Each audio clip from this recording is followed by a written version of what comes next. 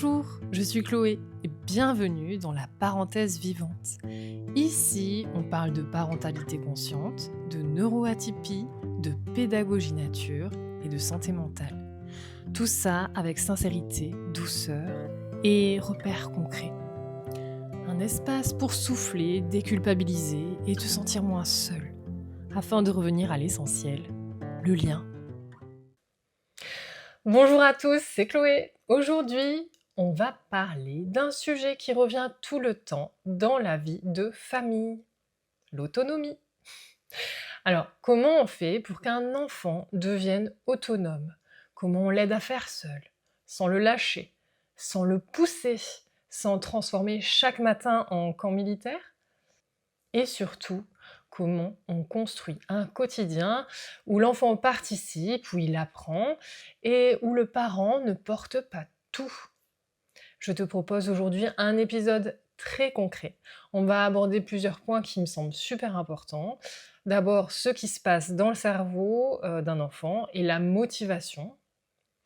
Ensuite, la posture qui aide vraiment pour arriver à l'autonomie. Et pour finir, un plan simple pour l'autonomie à la maison, adapté aux enfants de 4 à 10 ans. Je vais commencer avec un exemple que tu connais sûrement. Tu prépares le sac pour ton enfant, les vêtements, le petit-déj, tu rappelles 12 fois: «Allez, mets tes chaussures, nous devons partir à l'école». Et au final, tu as l'impression de mener ta vie pour ton enfant. Et après, tu peux te dire: «Mais pourquoi il ne fait pas tout seul s'il en est capable?» Ou pire, il y a peut-être certaines personnes qui peuvent se demander: «Je ne peux pas lui faire confiance s'il y a eu plusieurs demandes». La vérité, c'est que l'autonomie, ça ne tombe pas du ciel, ça se construit. Et elle va se construire avec un cadre très précis qui regroupe la sécurité, la confiance et la répétition. Oui. Alors l'autonomie, déjà de quoi on parle vraiment? Parce qu'on confond souvent l'autonomie et l'indépendance. Alors l'indépendance, c'est pas la même chose. C'est souvent une personne qui n'a besoin de personne. Alors que l'autonomie, c'est plutôt une personne qui sait faire, qui peut décider dans un cadre et qui peut demander de l'aide et surtout progresser. Un enfant qui va être autonome, ce n'est pas un enfant qui fait tout. C'est un enfant qui apprend à faire avec un adulte qui accompagne. Et c'est important, l'enfant est en plein développement de ses différentes fonctions exécutives, la planification, l'inhibition, le fait de stopper certains agissements, l'organisation. Ces compétences, elles vont se développer sur de longues périodes. On a vu le cerveau de l'enfant, il va se développer jusqu'à 25 ans. Donc, si ton enfant oublie ou traîne, ce n'est pas toujours de la mauvaise volonté. C'est souvent son cerveau qui est en construction. Il a souvent de la bonne volonté et ça, on ne le voit pas toujours. Alors, le moteur de l'autonomie, c'est la motivation et c'est pas la pression. Il y a un truc qui est hyper important, c'est un enfant va devenir autonome quand il a envie de se sentir capable. Il y a une théorie, c'est celle de l'autodétermination, je vais y arriver, de Deci et Ryan. Je l'avais déjà abordée dans un épisode sur la parentalité consciente. Elle explique que la motivation grandit quand 3 besoins sont nourris. Le premier besoin, c'est l'autonomie, avoir vraiment un choix réel. Le deuxième, c'est la compétence, se sentir capable. Et le troisième, c'est le lien, se sentir soutenu. En gros, l'humain, il a besoin de ça, et c'est pas que les enfants. Version simple, si l'enfant n'a jamais de choix, il se braque. S'il est toujours corrigé, il va éviter. Et s'il se sent seul, il abandonne. Donc, l'autonomie, ce n'est pas « je te laisse faire », c'est « je te donne un cadre, ensuite je te laisse de la marge, et je te soutiens ». Et la posture de l'adulte qui favorise l'autonomie, alors c'est laquelle? Eh bien la posture qui va aider, c'est le fait un petit peu de coacher, mais dans certaines limites. Tu vas par exemple montrer une première fois. Ensuite, tu vas faire avec ton enfant. Puis, tu vas le regarder faire et tu interviens seulement si c'est nécessaire. On a tendance à intervenir beaucoup trop vite. On intervient en cas de sécurité. La posture qui va freiner, ben, c'est forcément je fais vite à ta place. Souvent, on fait à la place pour gagner du temps, mais le message involontaire, c'est tu n'es pas capable, et l'enfant finit par confirmer, en fait, il se conforte qu'il n'est pas capable, qu'il ne sait pas. Je vais te donner un exemple que je pense que beaucoup de parents ont connu, c'est le manteau. Ça prend 2 minutes de mettre son manteau le matin et toi tu es pressé, ça met du temps. Le premier jour, tu vas le mettre à la place de ton enfant, tu vas fermer le manteau à sa place. Si tu le fais un jour, ça passe, mais si tu le fais 100 jours d'affilée, ton enfant, il ne le fera pas tout seul. Il va finalement abandonner. Et c'est pas du tout une critique en fait, c'est vraiment que, ça demande du temps de rendre un enfant autonome. Ça demande de faire un travail aussi sur soi et ses automatismes, ses réactions. Parce qu'on est dans un monde où on est toujours très pressé, notamment à cause des horaires.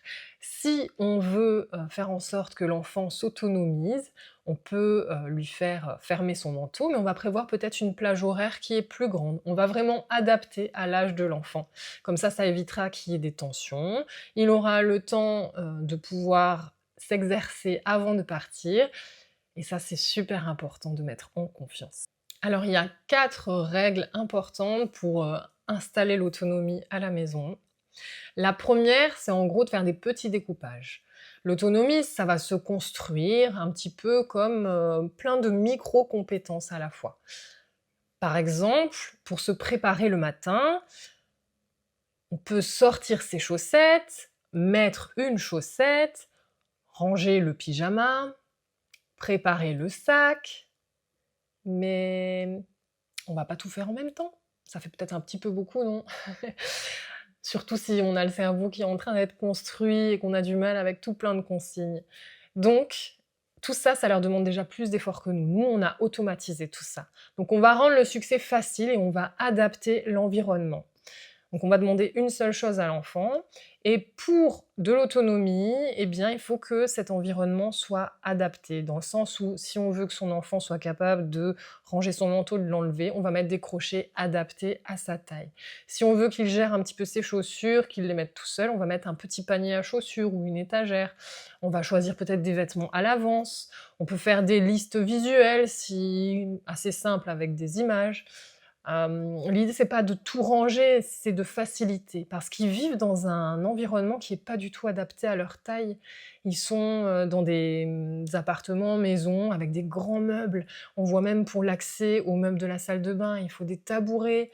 Leurs penderies sont pas toujours adaptées, les porte-manteaux non plus et c'est compliqué déjà d'apprendre, mais alors apprendre avec des éléments inadaptés, c'est encore plus difficile.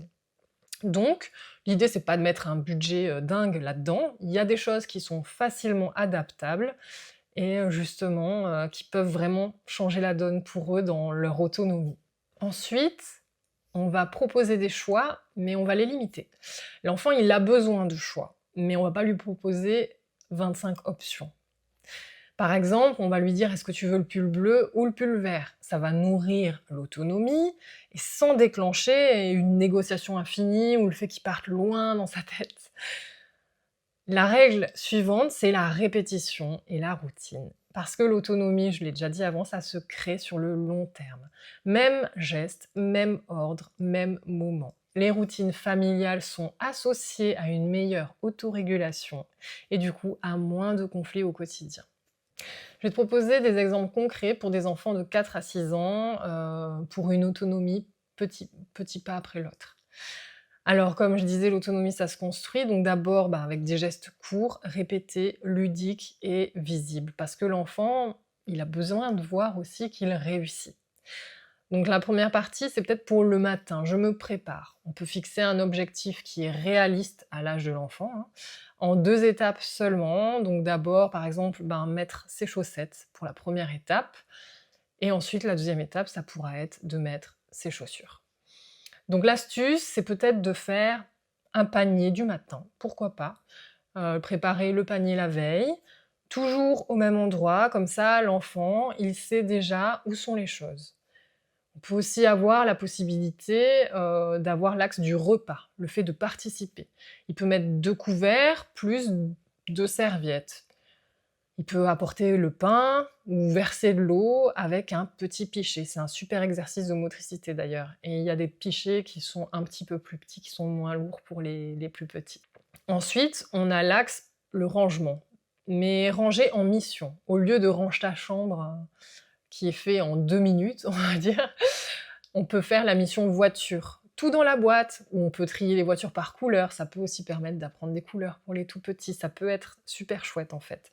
On peut aussi proposer de ranger en musique et d'avoir fini à la fin de la musique. On peut faire la même chose avec les livres sur l'étagère. Finalement, on va présenter ça un petit peu comme un jeu et pas comme une corvée.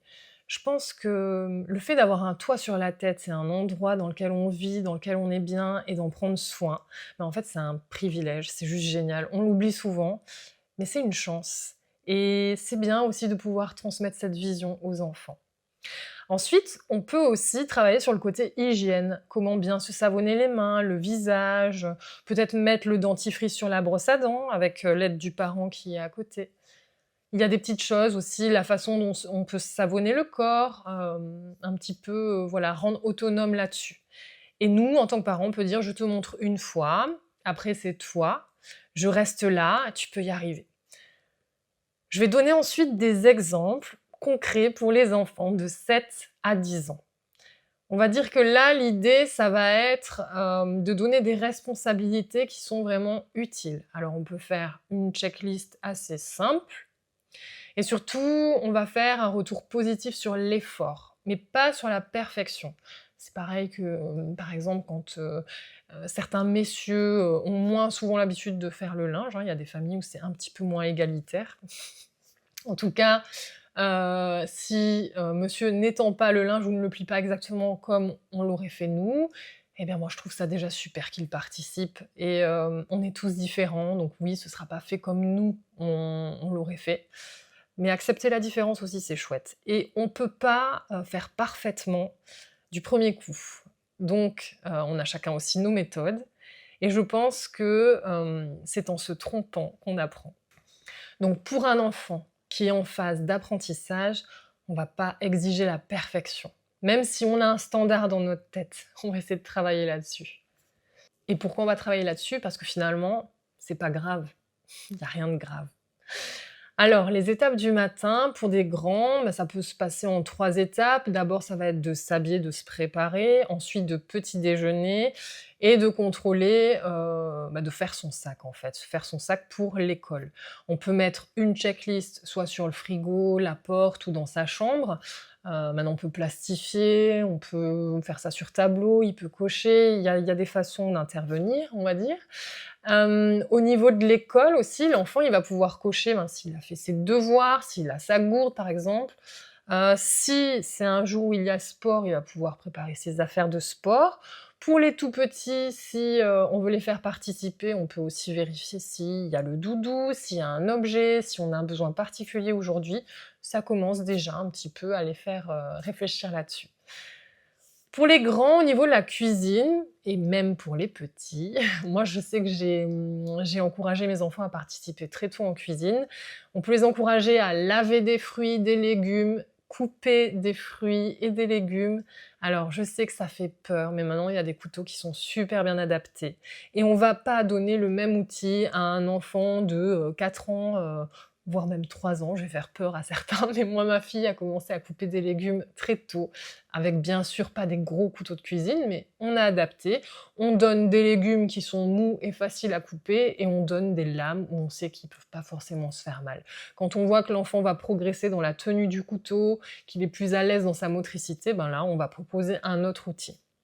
Ce que je veux dire, c'est qu'on peut proposer des choses très tôt et c'est super chouette aussi parce que ça crée une convivialité, une forme de travail en équipe, en famille. Je vois par exemple que, j'ai aussi, initié mon fils, assez petit, vraiment, à, préparer des yaourts, parce qu'on fait des yaourts maison ici et il y a un travail de transvasement qui est super au niveau de la motricité et maintenant ils sont super contents tous les 2. Donc mon fils a 8 ans et ma fille a, 5 ans, bientôt 6. et ils font leur yaourt, donc je suis jamais trop loin, mais maintenant vraiment ils maîtrisent ça très, très bien et ils sont super contents en fait parce que pour eux, ils participent aussi à la vie de la maison. Quand ils mangent des yaourts, ben, c'est moi qui les fais. Si on a des invités, c'est nous qui l'avons fait et ça, c'est super chouette, ça les rend fiers. Et la dernière fois, je vais vous raconter une petite anecdote. Il m'est arrivé quelque chose entre midi et 2, donc je vais avoir une grosse livraison, mais c'est pas, le petit colis, qu'on prend et qu'on pose. C'est-à-dire que je devais réceptionner, de la marchandise et ça allait me prendre un petit peu de temps. Surtout que ça ne s'est pas trop passé comme prévu et donc à ce moment-là, j'avais mes enfants en fait, le midi, un midi.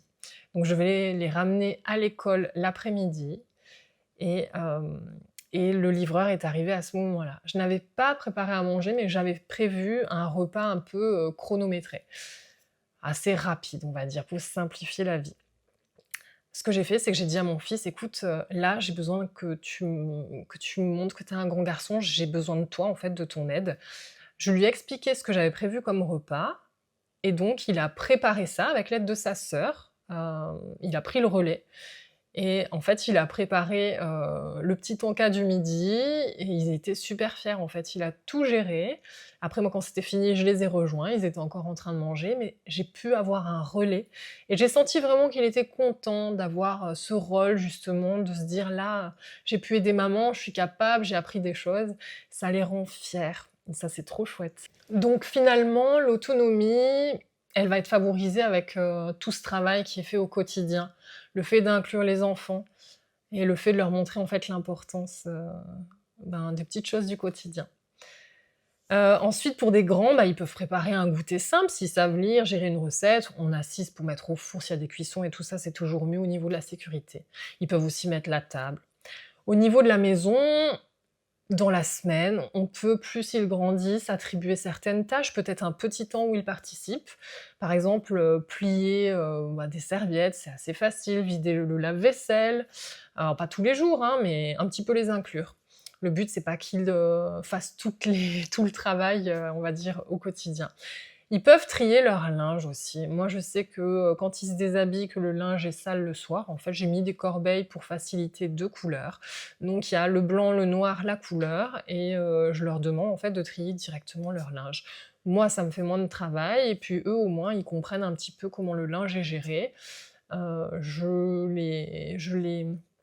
les incite aussi, depuis quelques années à ranger leur linge. C'est-à-dire que le linge, il est plié et ben, en fait, c'est eux qui vont prendre leur petit bac à linge et qui vont aller ranger dans leur armoire leur linge plié et propre. C'est, finalement leur contribution. Si on a des animaux de compagnie, on peut aussi proposer à ce que l'enfant, donne à manger à l'animal. Et il y a également une chose que j'avais mise en place, c'était acheter une plante à l'enfant, et lui demander, voilà, si ça lui plaît, hein, bien sûr, c'est jamais, en forçant et en imposant, de prendre soin de la plante. Parce qu'ils se rendent compte, en fait, que prendre, soin d'un être vivant, eh bien, c'est pas toujours facile. En tout cas, montrer qu'on est toujours là, que si, il y a un petit souci, on est là aussi pour, ben, corriger ensemble ce qui va pas forcément. Les erreurs classiques qui peuvent, un petit peu déranger pour, l'autonomie, c'est, demander trop à l'enfant, ben, quand il est fatigué, donc par exemple après l'école, parce que oui, ça les fatigue beaucoup. Corriger, trop, donc ça va les couper dans leur élan.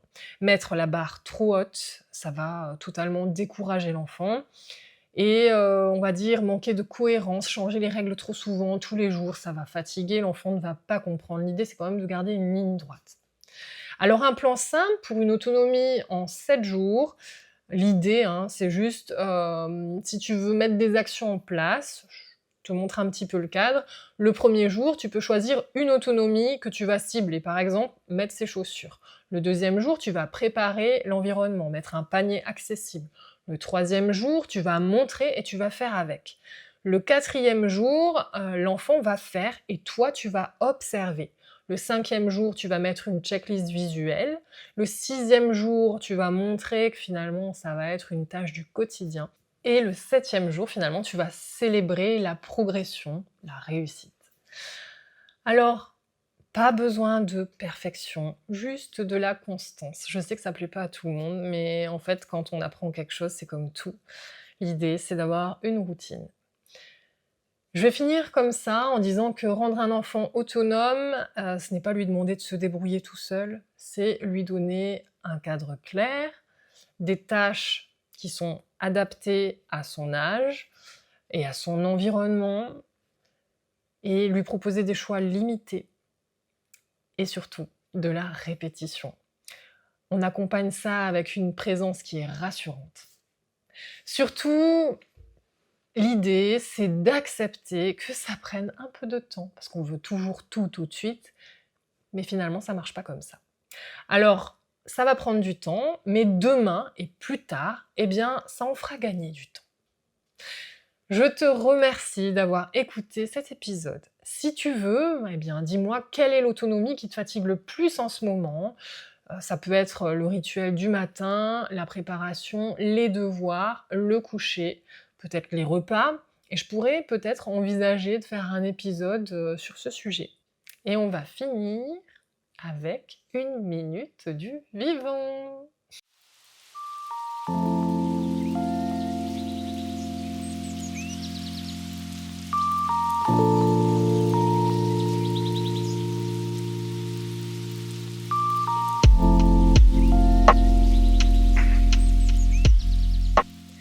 Spécial pissenlit. Tu connais la boule blanche que l'on souffle pour envoyer des graines? Cette boule, c'est en fait une tête de graine avec des petits parachutes. Et le pissenlit, il a un super pouvoir. Il protège cette tête de graine de l'eau. 2 petits mots pour comprendre d'abord, parce que c'est un petit peu technique. On a le capitule, c'est notre premier mot, c'est le pompon du pissenlit. Ce qu'on prend pour une seule fleur, mais qui en réalité est un bouquet de minuscules fleurs serrées ensemble. Quand ça devient blanc, ce capitule porte les graines et leurs parachutes. Ensuite, je vais parler d'un deuxième mot, les bractées. Ce sont les petites écailles et feuilles vertes à la base du capitule. Elles peuvent s'ouvrir et se refermer et jouent un rôle de protection, un peu comme un manteau. Quand l'air est humide ou quand il pleut, le pissenlit peut se refermer. J'ai de la visite. Les bractées se resserrent et la boule blanche se protège. Alors surtout, les surfaces sont faites de manière à ce que l'eau adhère moins. Elles forment des gouttes qui glissent, un effet qu'on appelle hydrofuge. Le but, c'est simple, c'est de garder les parachutes secs pour que finalement ils puissent s'envoler et aller se planter plus loin quand le temps il sera plus favorable. Je te propose une activité en autonomie, justement, c'est un petit peu le sujet de la journée, la boule blanche sous l'eau. En matériel, tu as besoin d'un verre d'eau avec justement un pissenlit, la boule blanche, la tige et la boule blanche du pissenlit bien formée. La consigne importante, c'est on fait ça doucement. On va faire ça comme une expérience scientifique. On évite de le faire dans le vent. On va remplir le verre d'eau aux 3/4. Tu vas tenir la tige et poser la boule blanche sur l'eau, comme si tu la faisais flotter. Puis tu vas immerger très lentement, donc par exemple 1 seconde, et la ressortir doucement. Et puis tu vas observer ce qui se passe. Est-ce que l'eau fait des petites perles? Est-ce que la boule, elle est pleine d'eau? Est-ce que la boule se referme un peu? Tu vas pouvoir toucher aussi. Est-ce que ces petits parachutes semblent rester plutôt secs ou repousser l'eau? Tu peux aussi comparer avec une fleur standard, un autre type de fleur ou une feuille. L'eau ne va pas se comporter de la même manière. L'idée, c'est de comparer une boule bien fraîche et par exemple sèche. Alors surtout, n'oublie pas de le faire à l'abri du vent, sinon les aigrettes, les petits parachutes vont s'envoler au vent. Tu peux faire des immersions courtes et tu peux les ressortir doucement. C'est là qu'on voit vraiment bien les gouttes qui vont perler. Le pissenlit attend le bon moment. Et ça, c'est justement le côté incroyable de la nature. Merci beaucoup pour ton écoute. Si tu n'es pas abonné, n'hésite pas à le faire. Ça aide beaucoup le podcast. N'hésite pas à partager. N'oublie pas que dans la description, tu as la petite fiche qui récapitule tout l'épisode avec les connaissances et l'expérience. Je te souhaite une très belle journée et je te dis à bientôt. Ciao, ciao!